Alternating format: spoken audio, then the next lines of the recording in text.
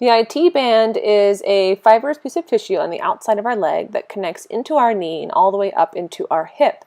The tensor fasciae latae, the TFL, is a muscle up near the hip on the front side of the IT band. When these both get tight, they can pull on the hips and the knee. So on your leg, the TFL, the top of the iliotibial, is at the hip, and then it goes all the way down into the knee joint. And this is the area that you're going to focus on when you're foam rolling.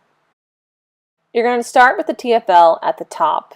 So you're going to bring the right side of that hip, so right where the side of the hip, like right behind that hip bone on top of the foam roller.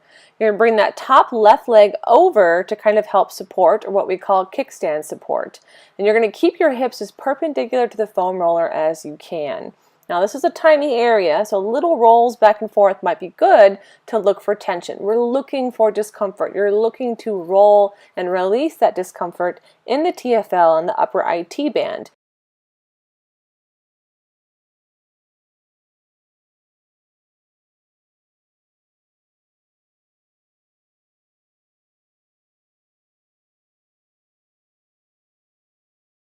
Since you're having knee pain, it might be lower down the leg and you may not feel as much discomfort here. So when you're ready, you're going to move the foam roller down below the hip bone and starting right at the top of the hip, you're going to bring that leg perpendicular to the foam roller and the top leg comes over to help kind of push and roll. And just like our TFL roll, we're making little rolls up and down, perpendicular on the foam roller, looking for tight spots. And then when we find a tight spot, we're going to hold and we're going to breathe. The deeper you breathe with this, the more you can manage the discomfort when you're rolling.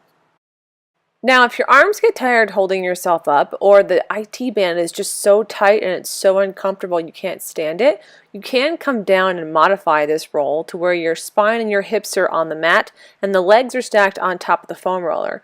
You still want to make sure that those knees are perpendicular to the foam roller so that you're making sure you're getting the IT band and breathing and moving the foam roller as it relaxes.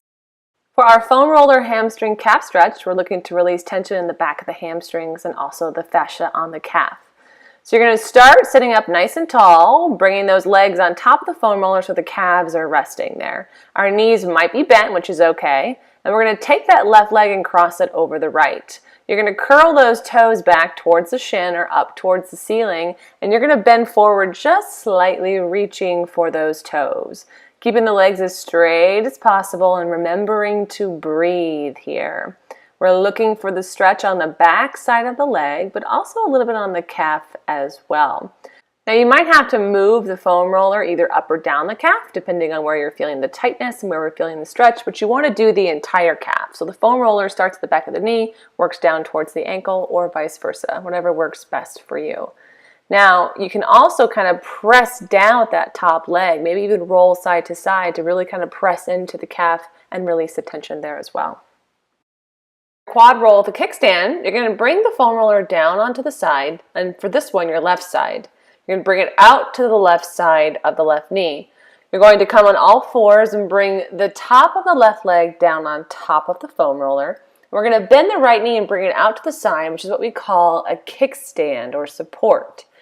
Now you're going to drop to your elbows and slowly start to roll, looking for tight spots.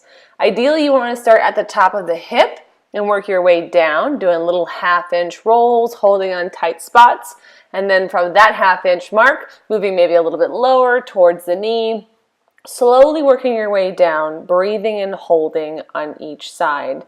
Now, if you feel hot, burning pain or something, make sure you move off of it, but we want to hold the tight spots. And as always, breathe.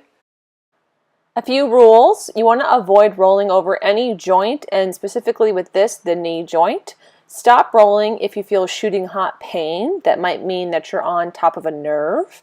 And stop rolling if you feel a throbbing sensation. That might mean you're on top of an artery or a vein. And you can roll before or after exercise, whenever you feel like you need it. If it's tight before exercise, you can roll it. If you feel it tight after exercise, you can roll it. You can even do a little bit of both.